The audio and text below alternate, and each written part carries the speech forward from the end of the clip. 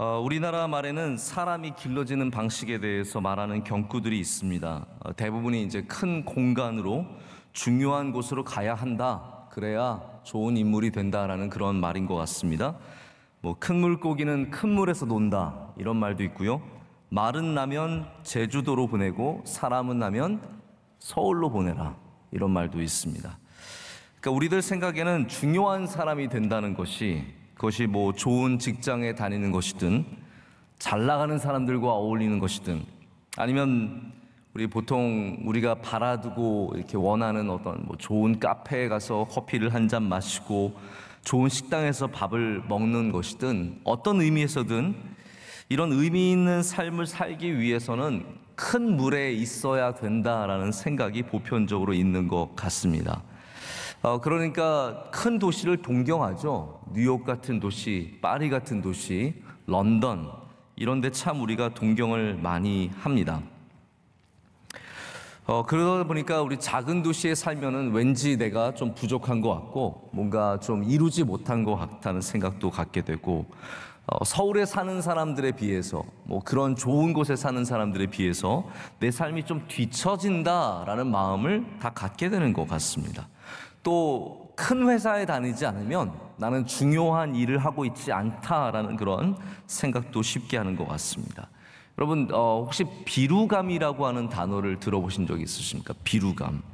이 비루감이라는 것은 스피노자가 윤리, 에티카라는 책에서 이렇게 얘기를 합니다. 슬픔 때문에 자기에 대해 정당한 것 이하로 느끼는 것, 그것이 바로 비루감이라고 합니다. 꼭 슬픔이 아니더라도 이런 비교 속에서 내 스스로를 비루하게 느끼는 것, 결코 하나님께서 우리에게 원하시는 그런 감정은 아닌 것 같습니다. 저도 사실은 이런 개인적인 고백들이 있는데요. 대학교 다닐 때 하필이면 조금만 더 가면 하버드라든지 MIT 이런 학교들이 있었습니다. 그러다 보니까 거기 다니는 이제 한인 학생들 만나고 친한 친구들도 있었고 가끔 가서 거기서 머물기도 하고 기숙사에 들어가서 시간을 보내기도 하다 보면 제가 비루해져요. 그곳에 있다 보면 얘네들은 왜 이렇게 똑똑할까? 얘네들은 왜 이렇게 잘났을까? 이런 비교 속에서 제 자신이 굉장히 작아 보이게 되고 그런데 나중에 생각을 해보니까 우리의 삶이 별반 다르지 않는데 우리가 굉장히 너무나 큰 물과 더 귀한 것들의 무게감을 실어주게 되는 것 같습니다. 여러분, 예수님께서 만약에 그런 우리의 마음, 나는 하버드에 안 다니니까, 나는 큰 회사에 안 다니니까, 나는 큰 도시에 안 사니까 이런 마음을 갖고 있다면 뭐라고 말씀하실 것 같습니까? 예수님께서 뭐라고 우리에게 말씀하실 것 같습니까? 너는 서울에 사니까 중요하다. 아니, 너는 서울에 살지만 특별히 강남구에 사니까 더 중요하다라고 말씀하시겠습니까? 너는 서울대학교를 나왔으니까 나에게 가장 귀하다. 이렇게 말씀하시겠습니까? 너는 하버드에서 박사학위를 했으니까 앞으로 너를 내가 귀하게 사용할 거야 라고 말씀하시겠습니까? 아니면 반대로 너는 인구 1000명 동네에 사니까 넌 나한테 하나도 중요하지 않아. 너는 작은 교회 목사니까 별 볼 일 없는 인생이야. 너는 공부도 많이 안 했으니까 나는 널 쓸 방법이 없다 라고 주님께서 우리에게 말씀하시겠습니까? 전혀 그렇지 않다라는 거예요. 우리가 생각하는 어떤 좋은 것과 예수님께서 생각하시는 것은 생각보다 굉장히 큰 차이가 있습니다. 예수님께서 사람들을 부르시고 쓰시는 방식과 우리를 사랑하시는 방식이 우리의 본능적인 어떤 선호함, 우리의 프레퍼런스와는 전적으로 거리가 있습니다. 오늘 말씀에서 예수님께서 제자들을 부르시는 장면이 나오는데 우리가 보통 제자를 부르시는 장면 하면은 베드로와 요한 이렇게 물고기를 잡다가 예수님을 만나는 것을 많이 생각하지만 오늘은 좀 다른 빌립과 니고데모가 예수님을 만나는 장면이 나옵니다. 여기서 우리는 예수님께서 쓰시고자 하는 사람을 어떻게 부르시는지, 그들을 어떻게 사용하시는지, 또 어떠한 기준들을 갖고 그들을 부르시는지에 대해서 좀 발견해보고 은혜를 나눠보고자 합니다. 첫 번째, 제가 조금 전에도 말씀을 드렸지만 큰 물의 신화를 버려야 합니다. 할렐루야. 자, 우리는 큰 물의 신화를 버려야 합니다. 좋은 곳에 가면 좋은 사람이 된다? 이거 굉장히 큰 착각입니다.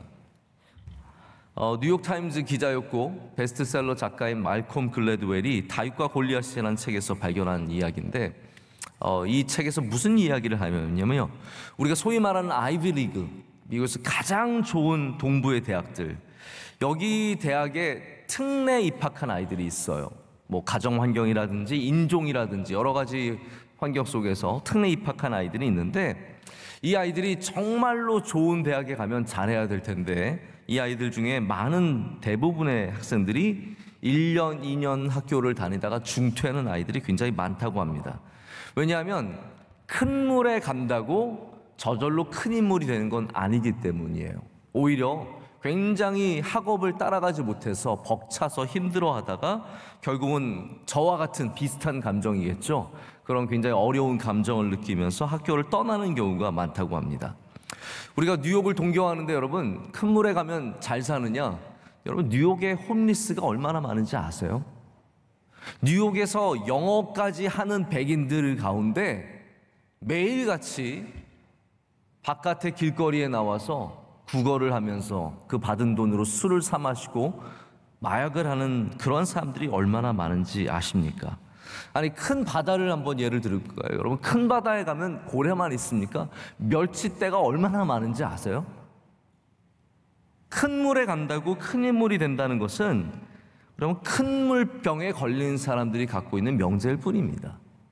큰 물병에 들리면 안 됩니다. 우리는 예수님을 붙잡아야지, 큰 물에 간다고 내가 의미 있는 삶을, 더 귀한 삶을 산다는 것은 예수님이 역사하시는 방법과 굉장히 다른 방법이라는 것이죠.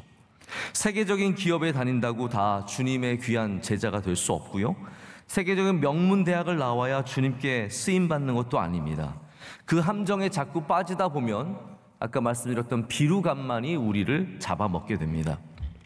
예수님께서 큰 인물을 찾기 위해서, 제자들을 찾기 위해서 예루살렘으로 가시지 않으셨고 로마로 가시지 않으셨습니다. 반대로 이 갈릴리 호숫가에서 예수님께서 전적으로 그냥 그들의 평범한 삶을 살아가는 그런 사람들을 만나셨고, 그런 사람들을 부르셔서 그들의 인생의 전환점을 갖게 하십니다. 이 요한복음에 예수님께서 제자들을 만나시는 장면이 계속해서 나오는데 그 모습이 다 달라요. 그러니까 어떤 정형적인 방식이 없다라는 겁니다. 여러분, 우리나라는 뭔가 좀 정형적인 방식이 있지 않습니까? 예를 들어서 스카이를 나와야 돼요. 그래야 어디엔가 쓰임받는 사람이 된다고 생각합니다. 어떤 고시를 통과해야 돼요. 어떤 굉장히 정형적인 방식으로만 사람을 쓰려고 하는데 예수님은 그렇지 않으셨어요. 예수님께서 제자를 부르시는 방식도, 예수님을 만나시는 방식도 모든 사람이 다 다른 겁니다. 여러분, 우리가 똑같은 사람이 어디 있습니까? 여러분의 삶의 자리에서 주님 우리를 다 만나주시고 우리를 제자로 삼아주시고 불러주시고 사용해 주실 줄로 믿습니다. 그래서 큰 물에서만 예수님께서 사람을 찾지 않으셨다라는 사실을, 그것이 성경이든 역사이든 마찬가지예요. 역사도 마찬가지입니다. 주님께서 절대로 큰 물에서만 사람을 고르셔서 쓰지 않으셨습니다. 지금 우리나라의 수많은 지도자들도 다 큰 물에서 나온 게 아니에요.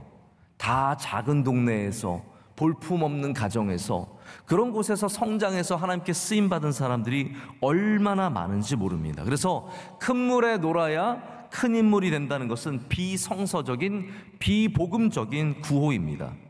우린 크든 작든 우리의 자리에서 예수님을 만나는 게 중요합니다. 나의 자리에서 예수님을 만나면 쓰임을 받고 주님께서 나를 또한 귀하게 사용해 주십니다. 제가 도전이 되는 이야기 하나를 보게 되었는데요, 리처드 박이라고 하는 미국의 교포 의사가 있습니다. 이분은 2세인데 의사이면서 CityMD라고 하는 굉장히 훌륭한 의료 서비스를 개발을 해서 아주 부자가 된, 성공한, 소위 말하는 성공한 그러한 젊은 친구예요. 제가 이분의 간증을 우연히 듣게 되었는데, 아무튼 이분이 뭐 전문적으로 간증을 하는 분은 아니고 기독교 신문사에서 이분의 간증을 싣게 되었어요. 이분의 아버지가 굉장히 순수한 믿음을 가지신 분이세요. 그래서 아버지가 어렸을 때부터 이 아이를 키우면서 주일날은 시험도 못 보게 했어요. 그래서 좋은 찬스들이 있었는데 그 시험을 다 놓쳤어요. 근데 아버지가 처음에 야채 가게를, 미국에서 이제 그로서리라고 하는데 그로서리를 하셨는데, 아버지를 따라다니면서 얘 꿈이 뭐였냐면, 나도 야채 가게를 한 10개쯤 하면 성공하겠다, 야채 가게 많이 해서 돈을 많이 벌고 싶다라는 그런 생각을 가졌어요. 그런데 이제 아버지가 믿음은 참 좋으셨지만 사업에 실패를 많이 하시면서 얘가 이제 대학을 가지 못하게 된 거예요. 돈이 없어서. 그래서 일을 하면서 자기가 사진 현상소를 이제 운영을 하게 된 겁니다. 근데 거기에서 한 의사를 만나게 돼요. 그 의사가 굉장히 뭔가 잘하시는 그런 의사였는데, 이 학생에게 좀 자극을 준 거예요. 넌 여기 머물지 말고 너도 좀 공부를 해서, 넌 내가 보니까 괜찮은 학생인데 열심히 해서 좀 뭔가 해봐라. 그래서 이 학생이 그 말을 듣고 도전을 해서 의사가 됐어요. 그래서 의사가 돼가지고 훌륭한 의사가 되었을 뿐만 아니라 이제 CTMD라고 하는 그런 앱과 의료 서비스를 개발을 해서 굉장히 성공을 이루게 됩니다. 근데 제가 이분의 그 이야기를 들으면서 주목하게 된 부분이 있어요. 어떤 부분에 눈길이 끌렸냐면요, 이분이 고백하기를, 이분이 뉴욕 장로교회 출신인데, 뉴욕 장로교회, 자기는 그 교회에서 태어나서 거기서 친구들을 만나고 거기서 아내를 만나고 삶을 살아가며, 이분의 고백이에요, 그 교회 이상을 넘어가 본 적이 없대요. 자기가 대단한 경험을 해서, 대단한 학교를 다녀서 특별한 능력을 갖고 있어서 성공한 것이 아니라는 거죠. 자기가 자기의 삶에 주신 바로 그곳에서 주님을 만났기 때문에 주님이 자기에게 은혜를 주셨다라고 고백을 합니다. 제가 이 이야기를 들으면서 사실 우리 교회에 있는 많은 성도분들, 특별히 우리 젊은 친구들이 생각이 많이 났습니다. 우리 교회에서 태어나고, 이제 우리 교회에서 태어난 아이들이 정말 많아요. 그런 청년들이 많습니다. 자라고 성장하고 직장을 갖고 가정을 시작하고 살아가는 수많은 분들이 있는데, 다 아마 우리들 생각에는 여기가 벳세다 같다라는 그런 생각을 가질지 모르겠습니다. 이 빌립과 여기 니고데모가 가졌던 벳세다 같다라는 그런 생각을 가지면서 우리가 아마, 야, 여기에서 우리는, 죄송합니다, 니고데모 나다나엘인데, 여기에서 우리가 굉장히 작은 동네에서 여기만 살면 될까라는 그런 생각을 갖게 되는 것 같습니다. 근데 여러분, 분명한 게 있습니다. 이 울타리를 넘어가야만 우리가 더 큰 삶으로 나아가는 것은 절대로 아닙니다. 우리가 살고 있는 이 울타리가, 물론 제가 명성교회를 이야기하면 좀 잘못되죠. 왜냐하면 우리 울타리는 솔직히 커요. 우리 울타리는 큰데 지방의 작은 교회들, 혹은 우리 서울 안에서도 작은 교회들, 50명이 되었던 100명이 되었던 이 작은 울타리, 여기가 절대로 작지 않다라는 거예요.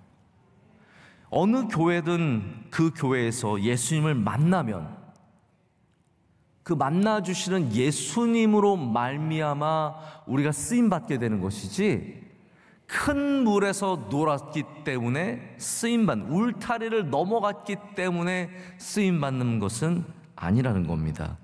여러분, 여러분이 있는 곳이 어디든, 그 동네가 어디든, 그 교회가 어디든 거기가 절대로 작지 않습니다. 벳세다가 작지 않습니다. 가버나움이 작지 않습니다. 나사렛이 작지 않습니다.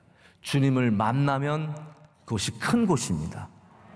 거기가 우리가 부름받는 자리이며, 그때 주님께서 우리를 기꺼이 사용해 주시는 거죠. 그래서 더 중요한 핵심은 어디에서 부름을 받든 주님을 따를 수 있느냐의 문제예요. 따를 수 있느냐. 원래 여러분, 랍비들은 제자들을 부르지 않았다고 합니다.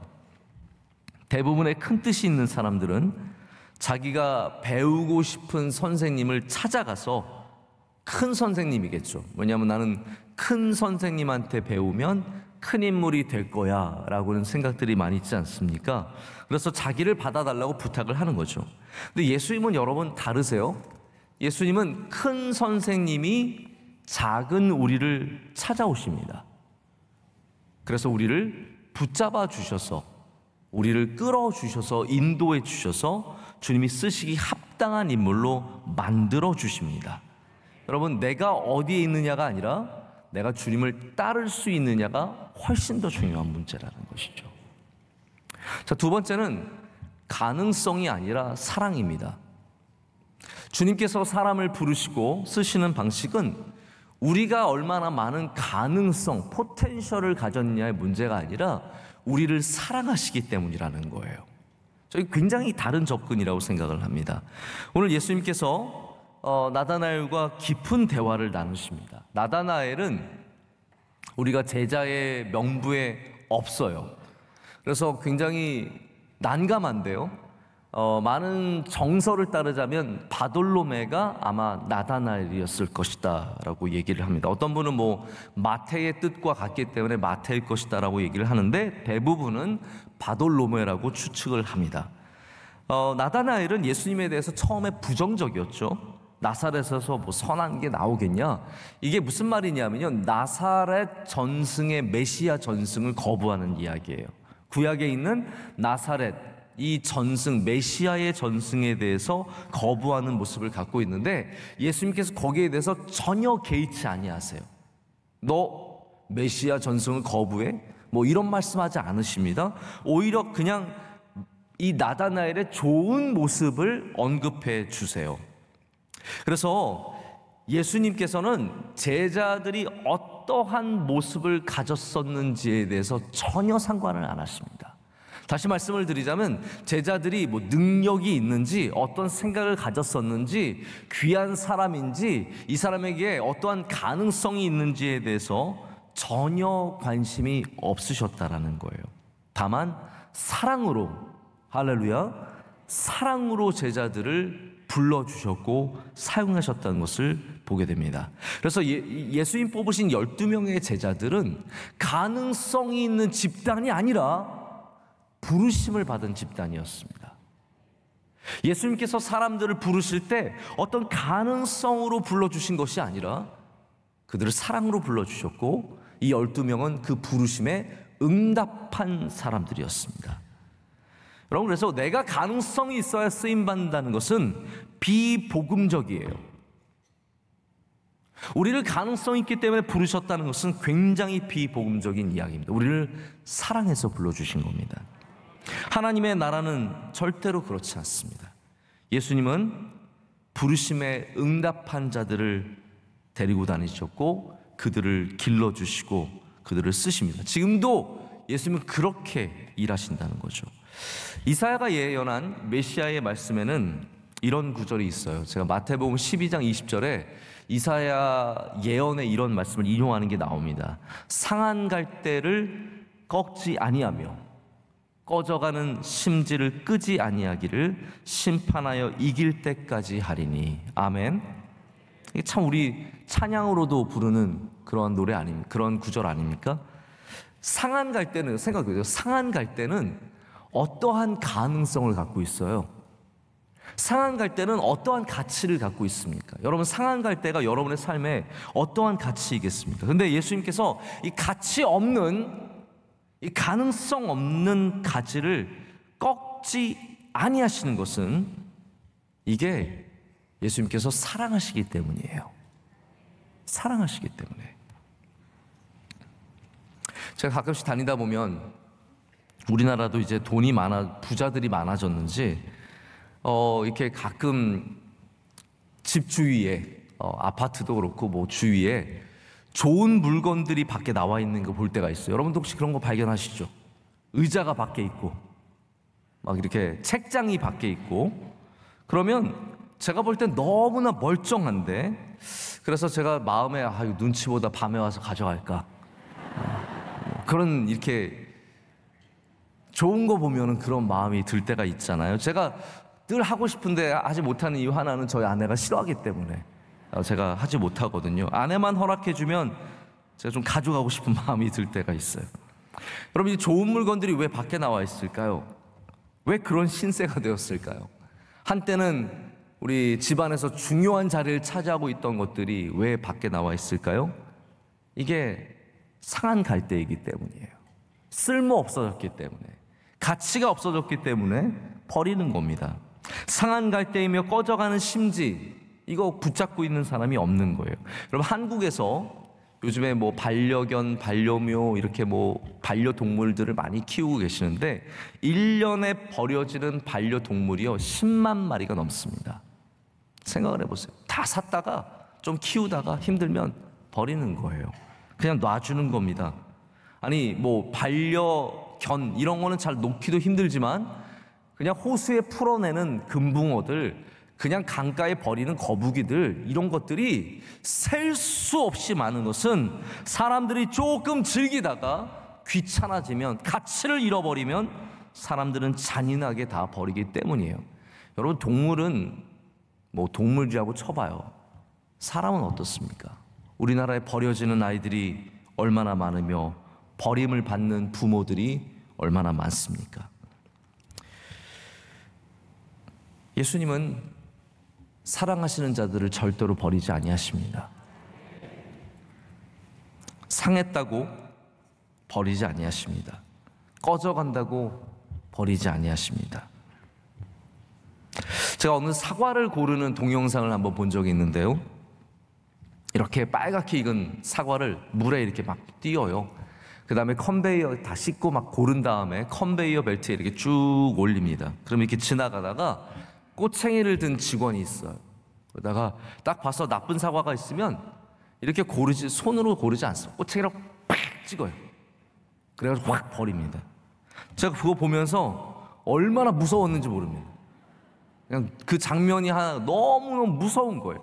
이렇게 안 좋은 걸 그 매 눈으로 보거든요. 딱 보고 있다가 팍 찍어가지고 확 버리는 모습이 정말로 무서웠습니다.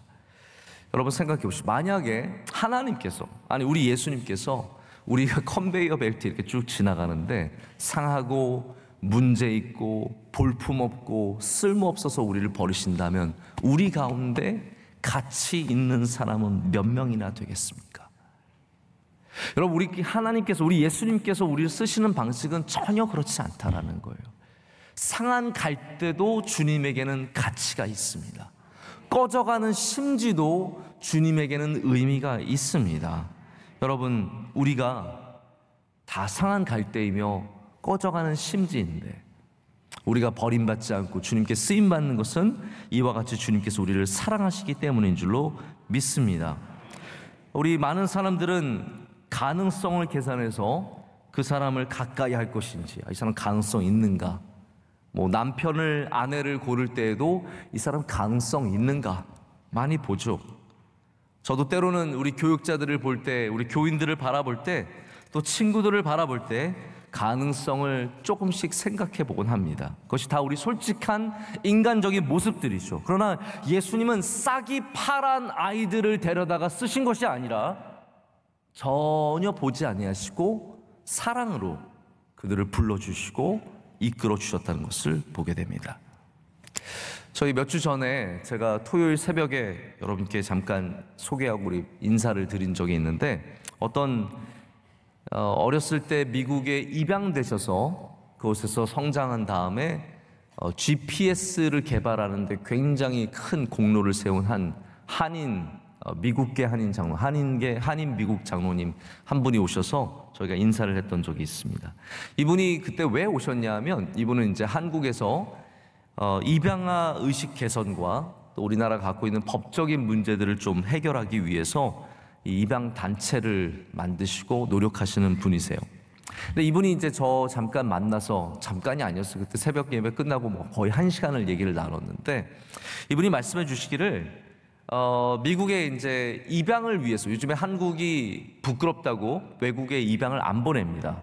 그래가지고 우리 철저하게 막고 있는데, 그것 때문에 굉장히 안타까워하는 미국 사람들이 많다는 거예요. 그러면서 한 아주 굴지의 회사의 회장님이 어린 옛날에 우리 한국 여자아이를 자기 딸로 삼아서 키웠는데, 그 친딸이 있대요. 근데 친딸이 자기가 한국계 언니가 있는 걸 늘 자랑스럽게 생각을 해서 이 친딸도 결혼한 다음에 자기 아이가 있지만 이 한국에서 아이를 입양해 간 거예요. 근데 어떤 아이를 입양해 갔냐 하면 태어나서 병이 있어서 의사가 2달밖에 살지 못한다는 아이를 일부러 데려갔대요. 그래서 그 아이를 데려가서 지극정성으로 돌봐서 2년을 살고 그리고 천국에 갔대요. 근데 이 분이 그런 얘기를 하시면서 무슨 얘기를 하냐면 미국에 있는 많은 부모님들이 이렇게 질병을 갖고 있고 장애를 갖고 있고 한국 사람들이 돌보기 싫어하는 아이들 입양에 가고 싶은 마음이 있다는 거예요. 제가 그 얘기를 듣고 굉장히 도전을 받았어요. 여러분, 우리는 입양을 할 때도요, 가능성을 봐요. 이 아이가 예쁘게 클까? 건강하게 잘 자랄까? 그러다 보니까 건강하지 않은 아이들, 문제가 있는 아이들, 부모님이 좀 질이 좋지 않은 아이들, 이런 아이들은 아예 입양조차도 안 하는 거죠. 그럼 우리가 아이들을 바라보는 시선조차도 가능성이에요. 근데 여러분, 예수님은 우리를 그렇게 보지 않으시잖아요. 우리를 가능성으로 보시는 것이 아니라 우리를 사랑으로 바라보신다는 겁니다. 할렐루야. 여러분이 가능성 있기 때문에 지금 이 자리에 앉아 있는 건 아니잖아요. 우리가 가능성 있기 때문에 쓰임 받는 건 아니잖아요.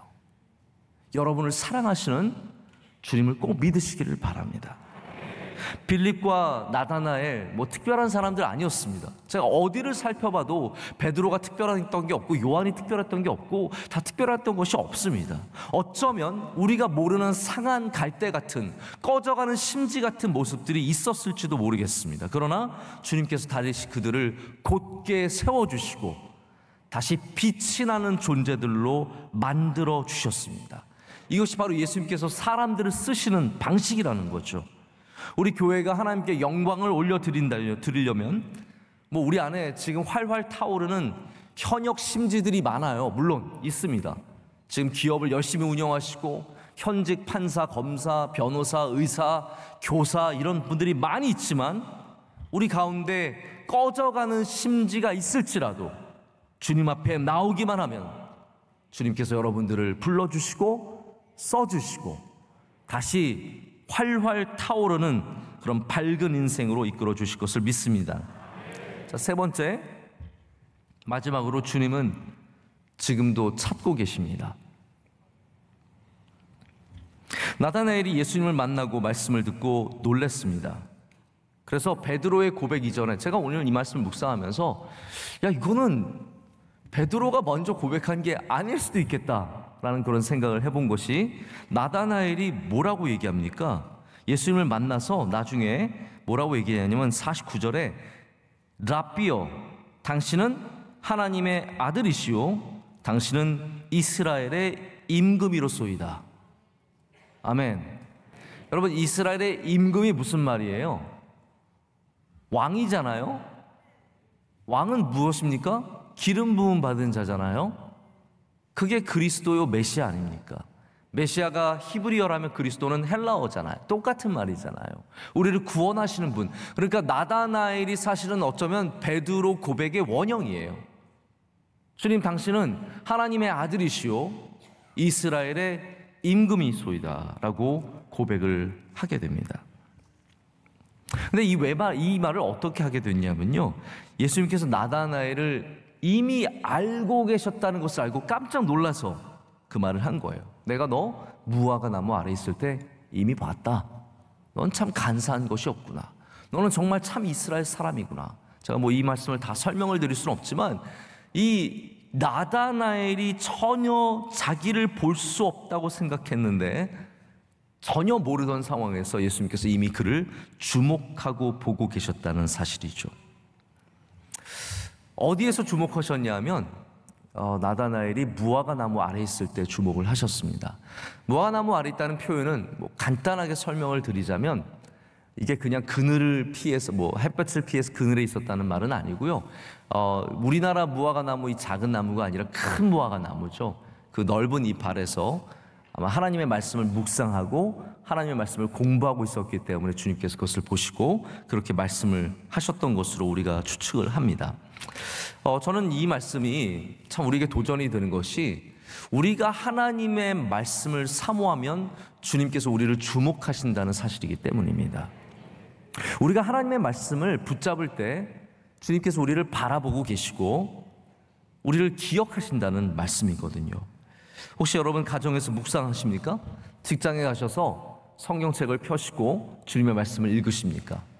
내가 너 책상에 앉아 있는 거 봤다.